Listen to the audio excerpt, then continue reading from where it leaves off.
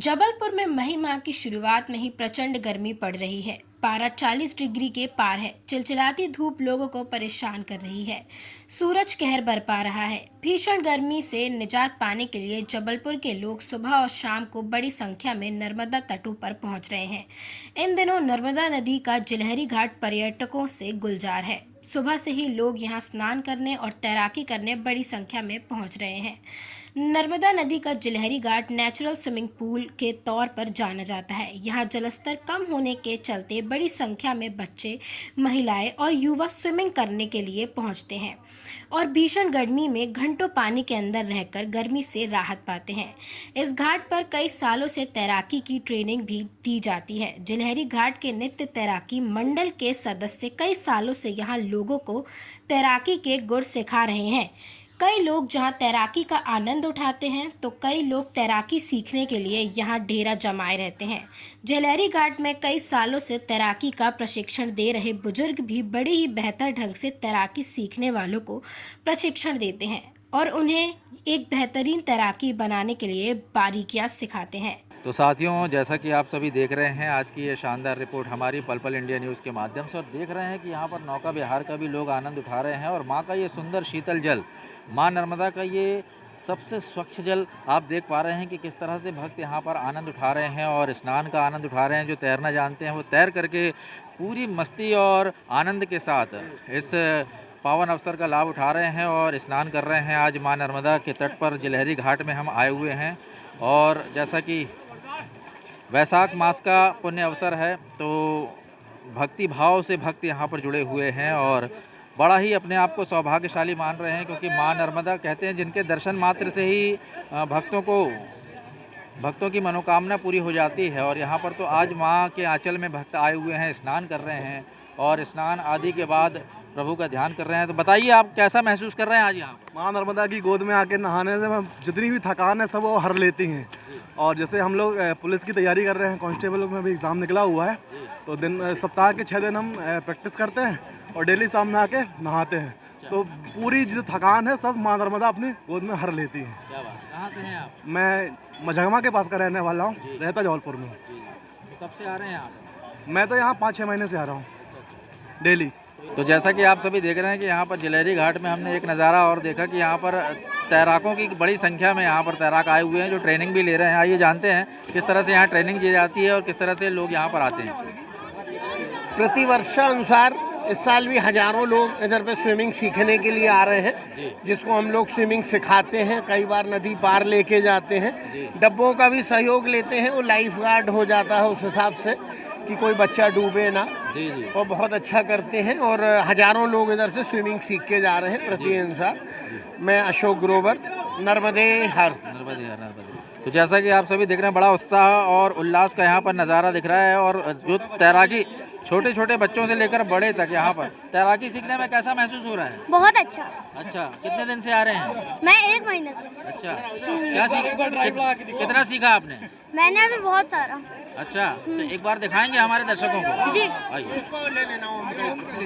बताओ कितने साल से सीख रहे हो? मैं 1 साल से सीख रहा हूँ। यहाँ पर आके मुझे बहुत अच्छे से तैरना आ गया। इधर पे रोज बहुत सारे बच्चे आते हैं। अशोक ग्रोवर अंकल ने सिखाया है मुझे। कितने साल से सीख रहे हो बताओ? 2 साल से। अच्छा, हाँ जी। किसने सिखाया बताओ? ग्रोवर सर ने, अनी ने सिखाया, अशोक सर ने। तो कितना सीखा आप? परफेक्ट हो गए हैं कि नहीं? जी परफेक्ट हो गया मैं हमें बिल्कुल। कुछ करतब दिखाएंगे यहाँ पर। जी जंप बिल्कुल। मार के दिखाओ भाई, चलो चलो जंप मार के दिखाओ।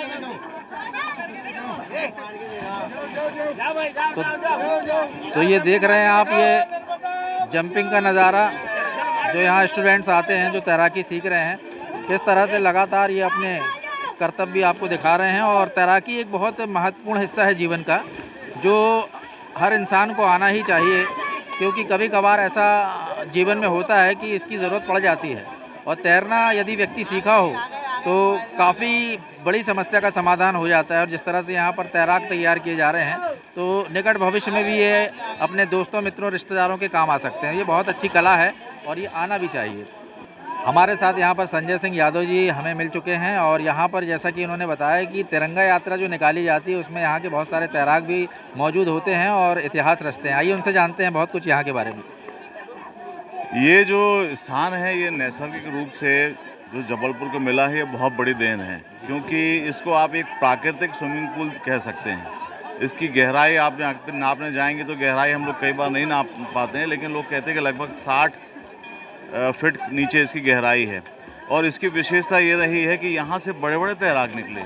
आज जो हमारे राज्यसभा सांसद हैं वो विवेक तनखा जी, जनरल सिंह हैं, वो यहाँ से निकले हैं, और कई सारे जो राजनेता आज हैं जैसे अजय बिश्नोई जी हैं, ये सब यहाँ पे तैराकी करते रहे हैं। ये बहुत अच्छा एक स्थान रहा है। और इसके साथ साथ यहाँ पे शहर वासियों को आगे आप देखिए, ऐसा प्रतीत होता है जैसे शहर में रहते हुए भी वो जंगल, नदी और पहाड़ के पास आ गए। ये सारी चीज़ें शहर के इतने नज़दीक मिलना ये बहुत बड़ी उपलब्धि है इस शहर के लिए।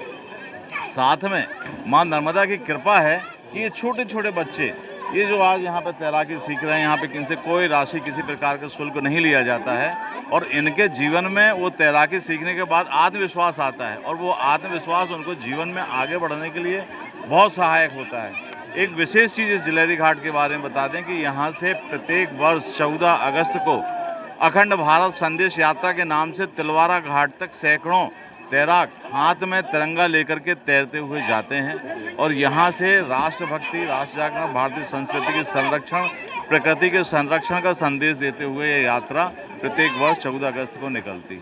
जी जी, आपके शासन से कुछ मांग भी है, उसके बारे में बताएं। हाँ, मैं ये ज़रूर चाहता हूँ कि हमारे शहर में चूँ तो बहुत सारे खेलों के लिए बहुत प्रोत्साहन मिलता है, लेकिन तैराकी के लिए कोई व्यवस्थित स्विमिंग पूल नहीं है। कोई एक अच्छा स्विमिंग पूल जो कि एक स्टैंडर्ड लेवल का होता है 100 मीटर का, वो 100 मीटर का हमारे पास कोई स्विमिंग पूल नहीं है। तो उसको कहीं ना कहीं हमारे जनप्रतिनिधियों को ध्यान दे करके, चूँकि अब दोबारा चुनाव हो गए हैं और फिर नए विधानसभा चुनाव भी हुए और लोकसभा चुनाव भी हुए, तो सभी जनप्रतिनिधियों को मिल करके शहर को एक ये उपलब्धि देनी चाहिए। तो मैं निश्चित रूप से मानता हूं कि जबलपुर शहर में बहुत सारे मेडल्स जीतने की संभावना है, जो राष्ट्रीय स्तर पे यहाँ पे आपको खिलाड़ी निकलते हुए मिलेंगे, क्योंकि यहाँ कोच की कमी नहीं। बहुत अच्छे कोच हैं, स्विमिंग कोच, अच्छे स्विमिंग कोच हैं, पर उनके साथ उनको सुविधाएं मिलने की आवश्यकता है। तो ऐसे में शासन प्रशासन से अपेक्षा करूँगा, और निश्चित रूप से मुझे लगता है कि जो आज वर्तमान में शासन व्यवस्था आई है ये इस मांग को पूरा करेगी। ब्यूरो रिपोर्ट, पल पल।